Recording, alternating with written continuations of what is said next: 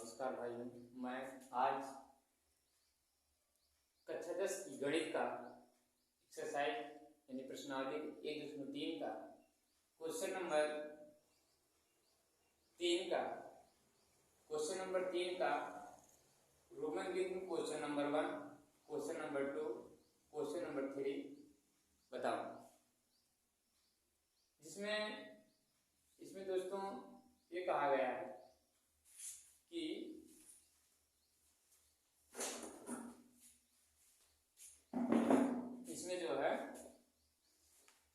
इसमें बात ये कही गई है कि देखिए सही यही क्वेश्चन है। किताब में देख रहे थे कौन सा क्वेश्चन है, सही है।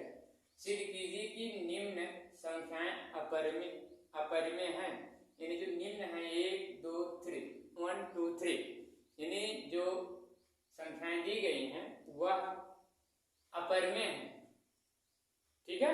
लेकिन कैसे अपरिमेय वही सिद्ध करना, वही कह रहा सिद्ध की। तो हम यहां मान लेते हैं दोस्तों, माना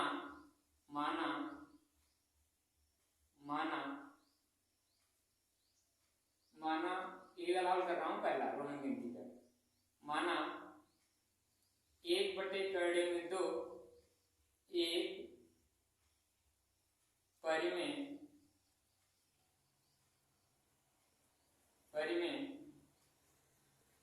संख्या है, परिमेय संख्या है।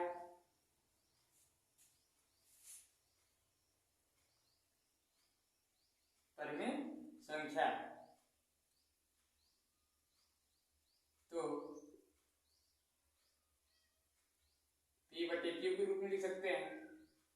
Q बराबर नॉट इक्वल टू 0 होगा, है ना। कितने होंगे, होना चाहिए कितना होना चाहिए, तभी क्या होती है, तभी जो है ये परिमेय संख्या कहलाती है। P/Q के रूप में रहे और Q का मान 0 ना हो तभी वह परिमेय संख्या होती है।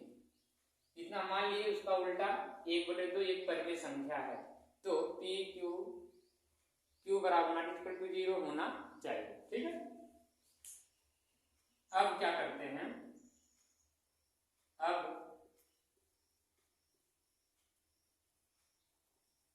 क्या करेंगे, 1/2 में 2 बराबर P/Q, यह एक है P/Q, ठीक है। जहां P और Q पूर्णांक, जहां P और Q क्या है, पूर्णांक, यहां लिख सकते हो जहां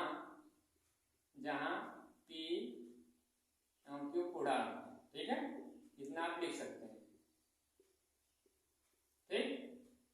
उसके बाद आप क्या करेंगे, इसको देखिए, इसका ऐसे करिए, Q एक कम Q हो जाएगा, फिर इसका कराएंगे तो हो जाएगा 2 करड़े में P हो जाएगा, 2 करड़े में P हो जाएगा।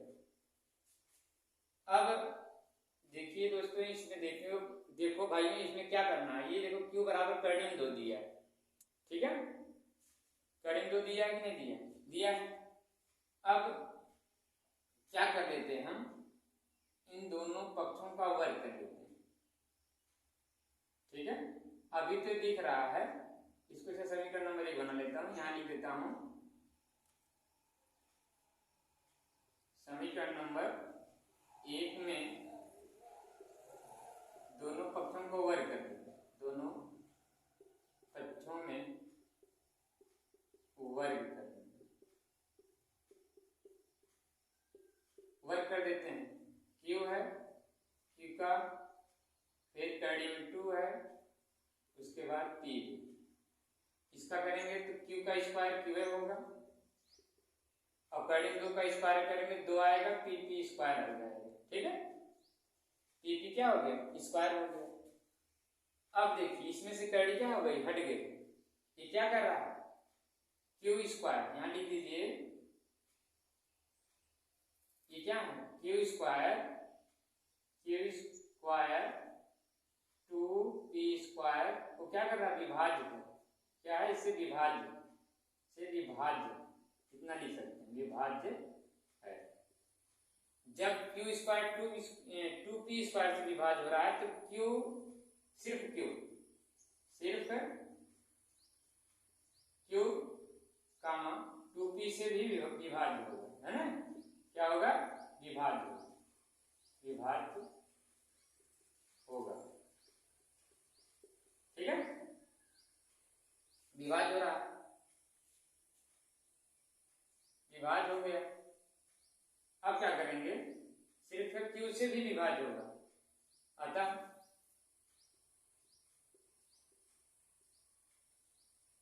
आप देख रहे हैं, अतः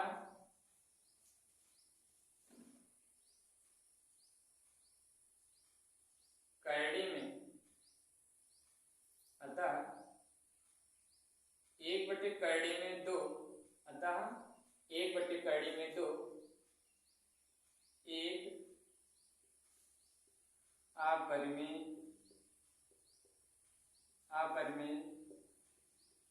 संख्या है, क्योंकि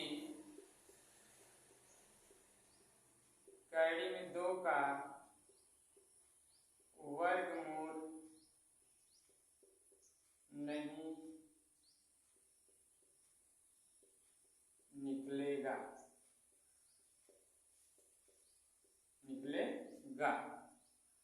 इसीलिए यह अपरिमेय संख्या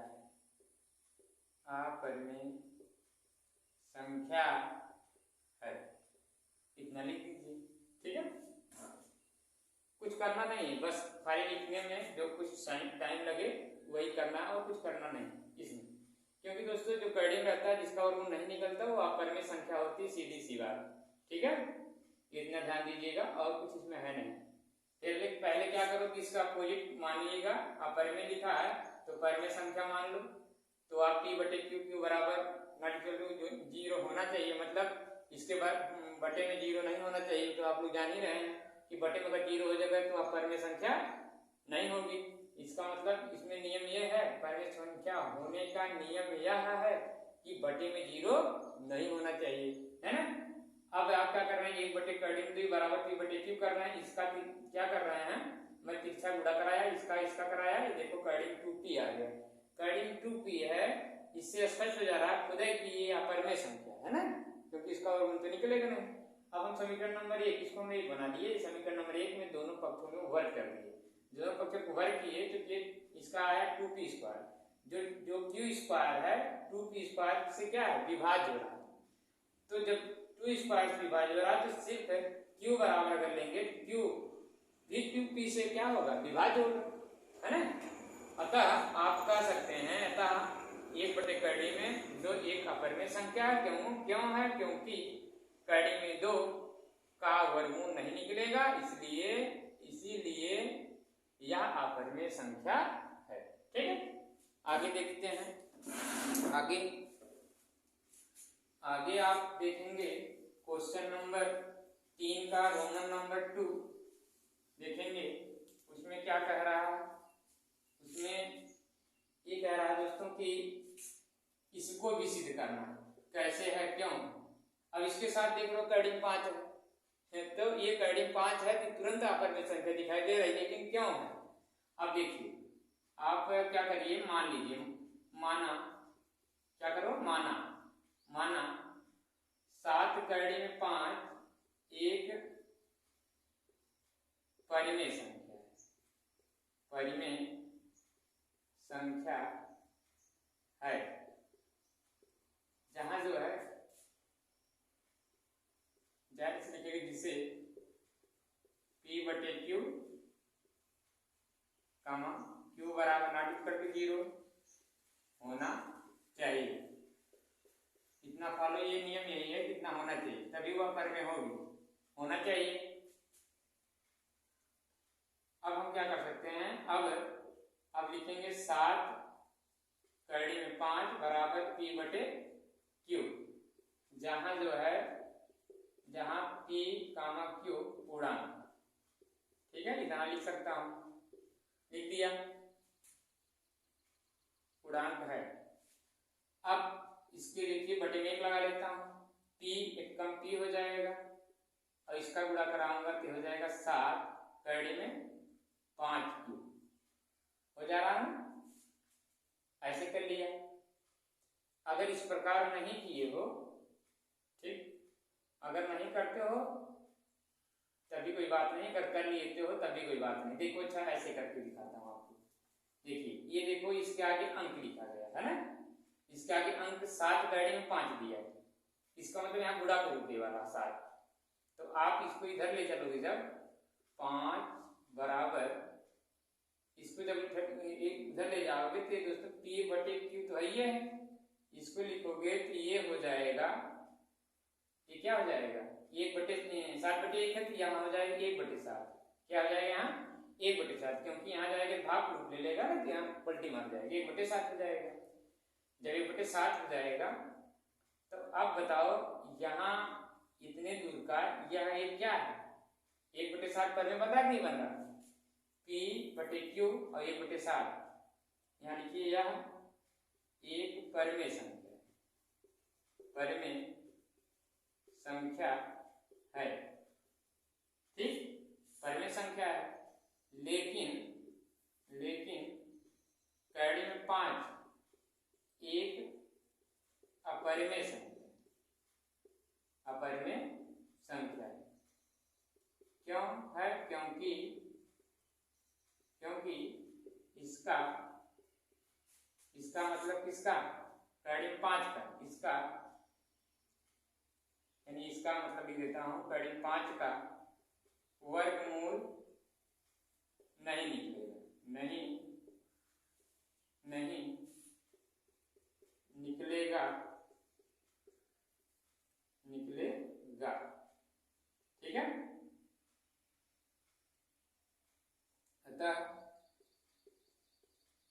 अतः 7 कड़ी में 5 एक अपरिमेय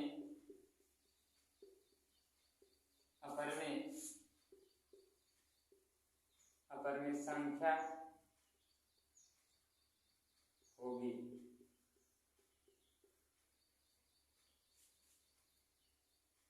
क्योंकि कड़ी 5 के साथ 7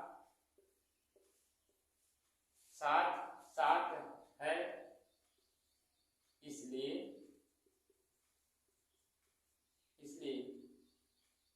7 कड़ी में 5 भी अपरिमेय। थोड़ा सा ऐसे लिख दीजिएगा, इतना लिखो तभी सही है। जब देखिए यह एक अपरिमेय संख्या हो गई, लेकिन कड़ी में 5 एक अपरिमेय संख्या है, क्योंकि इसका कड़ी में 5, इसका मतलब कड़ी में 5 का वर्गमूल नहीं निकलेगा। अतः 7 कड़ी में 5 एक अपरिमेय संख्या होगी या होगा, है ना, होगा। बस इतना लिख दीजिए, ठीक, इतना मत लिखी जाए। जब 7 भी होगा उसके साथ, क्योंकि उसके साथ 7 कड़ी के साथ होने की वजह से ये भी अपरिमेय संख्या हो जा रही है, ठीक ना। बस ऐसे करना, इतना कर लेना, ठीक, इतना करना और कुछ नहीं करना। आगे देखिए क्वेश्चन नंबर तीसरा क्या कह रहा है। तीसरा में करा 6 प्लस कड़ी में 2 ये दिया, तो यहां मान लेते हैं हम, माना 6 प्लस कड़ी में 2 एक परिमेय संख्या है, एक परिमेय संख्या है। यहाँ क्वेश्चन लिखिए p बटे q कामा q बराबर नाटित कर दो 0 होना चाहिए, इतना लिख दीजिए, ठीक है। तब आप क्या करेंगे, तब या अब आप लिखिएगा 6 प्लस कड़ी में 2 बराबर p बटे q, ठीक है, ऐसे कर लेंगे। फिर कड़ी में 2 बराबर p बटे q, इसको उठा के इधर ले जाएंगे तो हो जाएगा 6 -6। फिर एक बार लिख लीजिए कड़ी में 2 p बटे q, अब इसका इसे पूरा कराओगे तो हो जाएगा 6q पूरे बटे में q कर लीजिए। अब देखो यह क्या है, यह एक परिमेय संख्या, परिमेय संख्या है। लेकिन ये वाला, लेकिन कड़ी में 2 एक अपरिमेय संख्या, अपरिमेय संख्या है। अपरिमेय संख्या नहीं, क्योंकि अपरिमेय संख्या है क्योंकि कड़ी में 2 का वर्गमूल नहीं निकलेगा, वर्गमूल नहीं निकलेगा, ठीक, नहीं निकलेगा।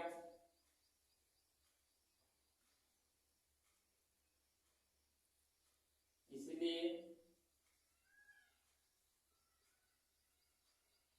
6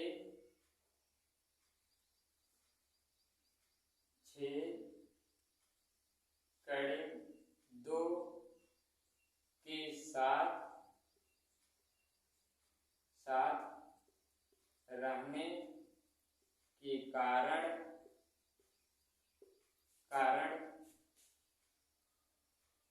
के कारण यह भी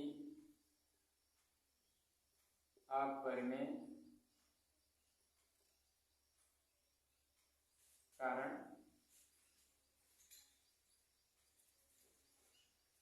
6 के साथ 6 कड़ी 2 के साथ आने के कारण यह भी अपरिमेय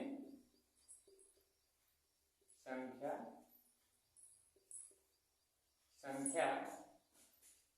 कहलाएगी।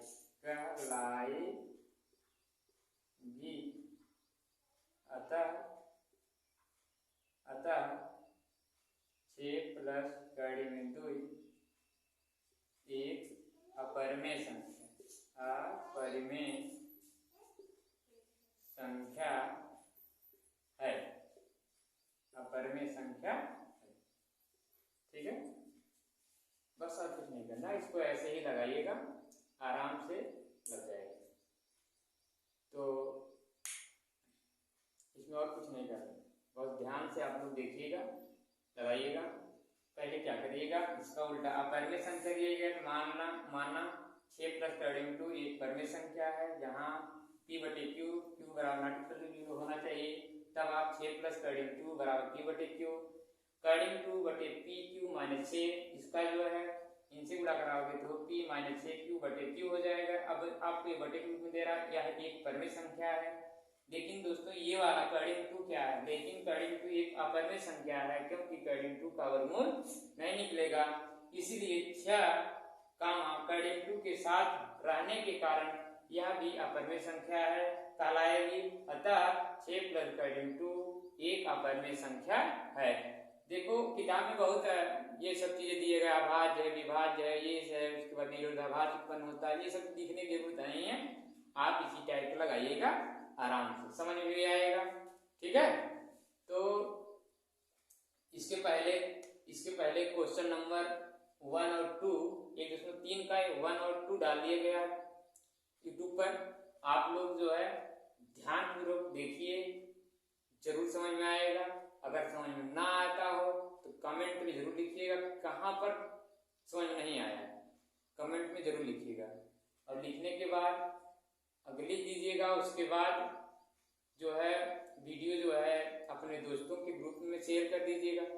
ठीक है, जो ग्रुप रहेगा, ताकि वो लोग भी जान जाए कि इसको कैसे सिद्ध किया जाता है। सिद्ध करने का मतलब दोस्तों कि कैसे ये कड़ी में ये जो है इसको अपरिमेय क्यों कहा जा रहा है, इसको अपरिमेय क्यों कहा जा रहा है, इसको अपरिमेय क्यों कहा जा रहा है। क्योंकि सीधा हम जानते हैं जिसका वर्गमूल निकल जाता है, जिस संख्या का वर्गमूल निकल जाता है वह क्या होती है, अगर कड़ी में है जिसका वर्गमूल निकल गया वो परिमेय हो गया, जिसका वर्गमूल नहीं निकला हुआ क्या हो जाता है, अपरिमेय हो जाता है। तो ये चीजें आपको विशेष ध्यान देना पड़ेगा, तभी आपको समझ में आएगा। ठीक है, तो आप सब उतार लिए होंगे, समझ लिए होंगे। समझ में आया दोस्तों तो क्या करिएगा, अपनी जो है, अब एक चीज और बता देता हूँ आप लोगों को, ये वीडियो में साफ अगर दिखाई ना देता होगा तो आप एक काम करिएगा, अपने यूट्यूब चैनल जब चालू करेंगे, जब आप देखेंगे उसमें थ्री बिंदु ऐसे मिलेगी, ऐसे मिलेगी तो उस पर क्लिक करोगे तो वहां पर क्वालिटी का आएगा। जब क्वालिटी आप लोग 720 या 360 पे ले जाओगे तो पूरा साफ दिखाई देगा। 720 या 360 पे ले जाओगे तो आपको पूरा क्लियर दिखाई देगा। ठीक है, पूरा साफ दिखाई देगा क्या क्या पढ़ाया गया है ना, क्योंकि क्वालिटी आप लोग अपना जब अपने मोबाइल सेट कर लेंगे तो पूरा साफ दिखाई देता है। ठीक है, आपको समझ जरूर आया होगा। अगर समझ में आया होगा तो अपने हर भाइयों के पास भेजिए ताकि वो लोग भी इस सिद्ध की गई संख्याओं को समझे, जाने। ठीक है, तो अब मैं अगली वीडियो 1.4 को अपलोड जब करूंगा तो उसको भी आप लोग देख लीजिएगा। तब तक के लिए